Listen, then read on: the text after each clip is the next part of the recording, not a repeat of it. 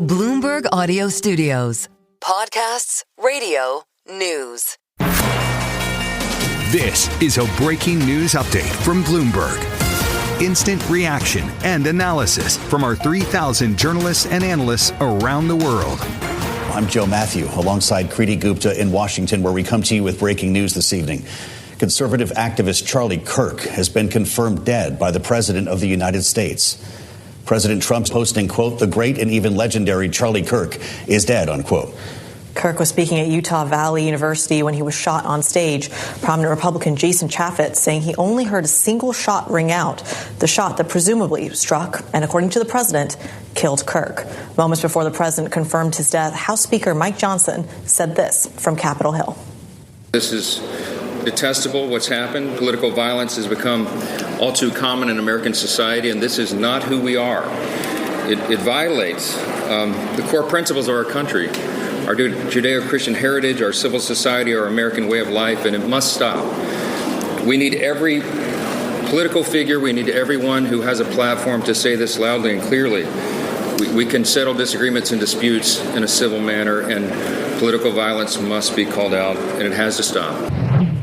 This is a fast-moving story, and we have our reporters covering it with much more tonight. Bloomberg's Kate Sullivan joins us from the White House, and Bloomberg's Mike Shepard is with us here in our Washington bureau. Shep, let's start with you right now as someone who's covered politics for a long time around here, and the element of political violence that has crept back into our culture over the past couple of years, something hard to ignore. With regard to this young man, someone who started a movement as a teenager and helped to lift Donald Trump into the White House, what do we make of this latest turn?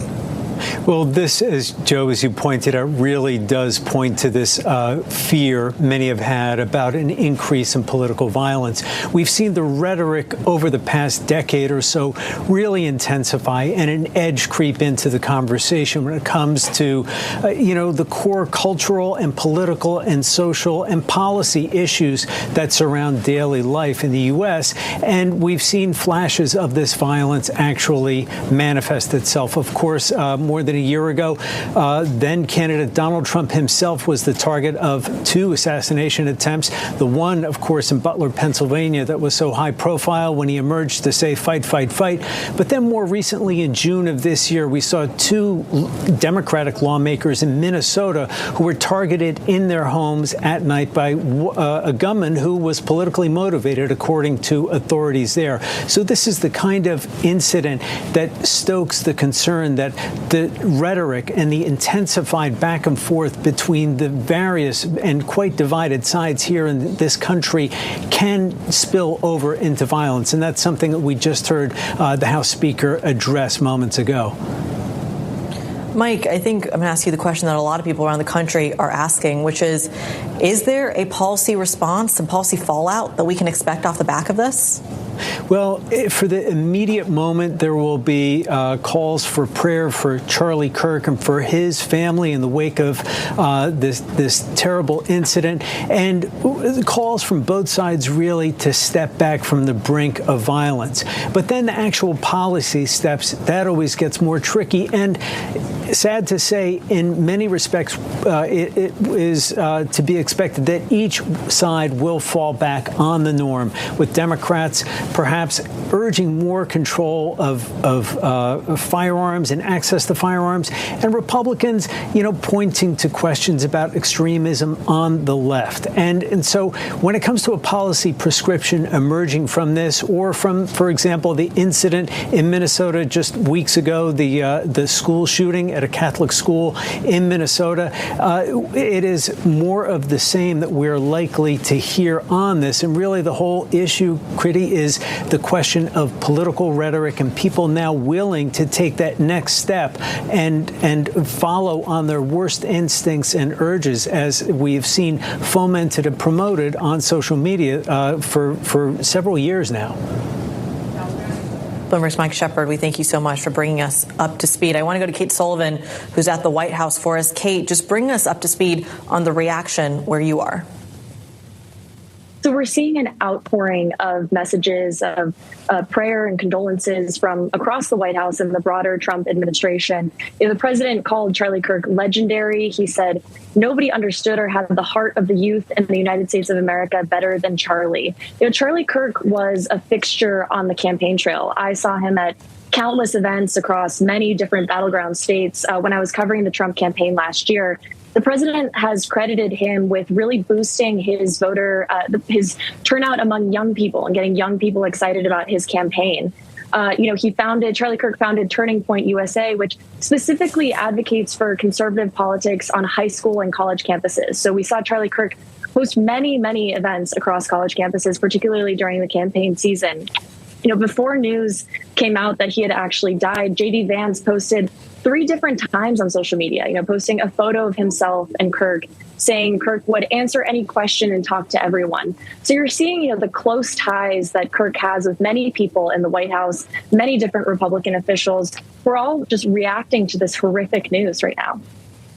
Somewhat unusual to have this announcement come from the President of the United States himself. Kate, is the press office or communications office saying anything about the fact that the commander-in-chief told us this as opposed to Kirk's family? No, and that's a great point and question. All we know is what Trump has posted, and we're seeing, after he posted, then J.D. Vance posted, and so a lot of people are, of course, taking cues from the president and reacting to this news that, as you're completely correct, that Trump broke on Truth Social himself. Bloomberg's Kate Sullivan at the White House. Kate, thank you as always. We just heard from the president again on social media. He was typing while we were talking. In honor of Charlie Kirk, he writes, a truly great American patriot. I am ordering all American flags throughout the United States lowered to half-mast until Sunday evening at 6 p.m. Our political panel is with us here in studio. Kristen Hawn, our Democratic strategist, partner at ROKK Solutions, joins us alongside Marua Gillespie, Bluestack Strategies. It's great to see both of you. A Republican strategist. I'll start with you in this case, Marua. Talk to us about the significance of what this means for the Republican movement, if not the MAGA movement, and why the White House is so deeply involved. Why did we learn this from the president? Well, I think it's no surprise the president feels pretty strongly about his loyalists, those who have been his champions. And I think that the biggest takeaway for me is to say that this isn't about being Republican. This isn't about being Democrat. This is about political violence in this country and why it's so prevalent here. That's a problem. And I don't know how we screen for it. I don't know how you can't really necessarily see hate in someone's heart. And so we have a bigger conversation to have here, because this is a man, whether you agreed with him or not, or vehemently disagreed with him, this is a husband, a father, someone's son. And I just think that we have lost sight of really our humanity when it comes to our political discourse in this country, whether it was from Gabby Giffords to Steve Scalise to what happened in Minnesota to the president himself, and to watch this now. And for anyone who's been on social media and those videos are playing, whether you wanted to see it or not, it is truly, I mean, I'm sitting here, I'm sure you're all feeling the same, but sick to my stomach about what this means, but also just seeing it. But we have to get a handle on it, and I don't know what that answer is, but it's not Republican or Democrat. It is us as Americans, and we have a problem here. Kristen, just weigh in your immediate reaction. I mean, this, obviously, I totally agree. This is not a one-party problem or the other, as we've clearly seen throughout the years. And, I was on Capitol Hill working for the Blue Dog Coalition, of which Congresswoman Giffords was a member. And, you're a communications person trying to write statements. I remember just breaking down crying and then trying to gather myself and pull myself together. I think an element, it's hard to figure out exactly how to get at this, but an element is the rhetoric that's coming out of, both sides of the aisle sometimes, and toning that down, treating people like humans, and your leaders. And the president starts with the president of the United States. People listen to what he's saying, and, and members of Congress and members of the Senate, and having an honest dialogue that's civil with, your next door neighbor, I think, is really important. I don't think that maybe fixes everything because, like you said, you can't see hate in somebody's heart. You can't necessarily tell what they're going to do. But, it can definitely start there. Maura reminds us of the Steve Scalise shooting that was years ago. Mm-hmm. The Capitol Police shooting was, 1999? Mm-hmm. This has been a conversation in Washington for years, and whether we should provide more security for lawmakers who in many cases are dipping into allowances to find private security and protection for themselves. You worked for a former speaker in John Boehner. Maura, does that need to happen? I think it's a conversation to be had about how much members make currently. I know that that's not necessarily a popular conversation, but when you look at their salary, if they are, in a situation where they need to get security, their salary is not really going to cover that, plus their housing here in D.C. So you think about that may be a conversation to have, some built-in funding for security needs. But I think with Kristen's point there about talking and how we use our words, referring to our political opponents as enemies, that's a problem, right? We can do better. And I think that for every member of Congress, anyone who's running for office, and anyone who sits, talking on politics on TV should try and do better and make a promise to try and do that. Because I think that our words have impact, and how we talk to one another as a Republican talking to a Democrat and be on a panel together. That makes, I do think that people at home watch that, and how we handle our discourse here really could make an impact at home. Well, and as far as the security needs go, just look at the members of the January 6th committee. Right. They didn't have Secret Service or Capitol Police security 24/7 until they all started getting death threats, a lot of them on both sides of the aisle, and people were going to their houses at home when they were here in Washington, D.C., and going to their kids' schools. And so, we afforded them the protection of the Capitol Police, who do such a wonderful job at protecting our officials. But, this is all members of Congress. I think, the move to give them a little bit of money to, out of their current allotment to provide some of that security for themselves and their family was probably a good thing. Yeah. The result is, unfortunately, fewer people wanting to run for elected office when we're having conversations like these. Kristen, Hawn, and Maura Gillespie, thank you so much for the immediate response now as we turn to Capitol Hill. Joining us now live from the Capitol, Republican Senator Mike Rounds of South Dakota, member of the Senate Armed Services Committee. Senator, it's good to have you here. It's not what we expected that we would be talking about this evening, but can you weigh in on this, your reaction to what took place, how we got here, and whether we need to have a serious conversation about Capitol Police security for lawmakers like yourself? Well, let me begin just by offering my condolences, my thoughts, my prayers to Charlie's family, to his spouse, and to their children. This is not something that any of us on either side of any political aisle want to see happen ever. And so this is simply very, very unfortunate, and we offer our thoughts and our prayers. And, look, this is just a bad message from what we would hope otherwise would have been an opportunity for peaceful discussion on specific issues, talking about, our differences in a very, very normal way, a way in which people can have a discussion, having differences, having differing points of view, and still remaining as friends and as colleagues. And so to see Charlie Kirk in this particular method, this is just a terrible, terrible day for America. And once again, it is something that I think, with regard to what we do here in the capital of the United States and the way that we treat one another, is something that should be an example that you don't have to have violence in the middle of political discussions. Senator Rounds, do we need to hear from the president in a call for unity to end some of this political violence? Is that what we're waiting for?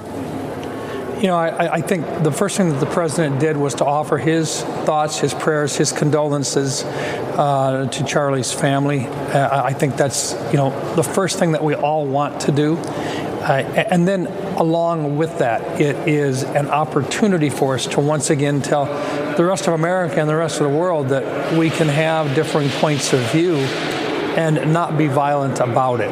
And so anything that any of us can do to offer as an example the way that we should treat one another with respect, that's a positive thing. I think that's what Charlie Kirk would have wanted to have had happen. And most certainly that's something that I think we should continue to carry on, which is peacefully discuss, have your differing points of view, argue it, debate it.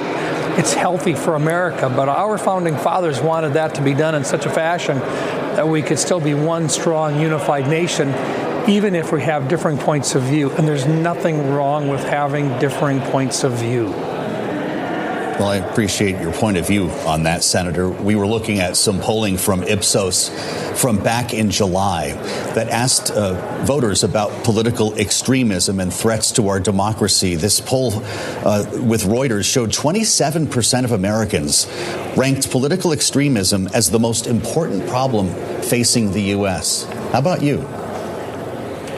I can just tell you from personal experience here in Washington, we work across some of the most polarized areas in terms of ideas and ideologies. But if you talk to members of the Senate, Republican and Democrat alike, we get along with one another. We have visits with one another. We go to lunch together.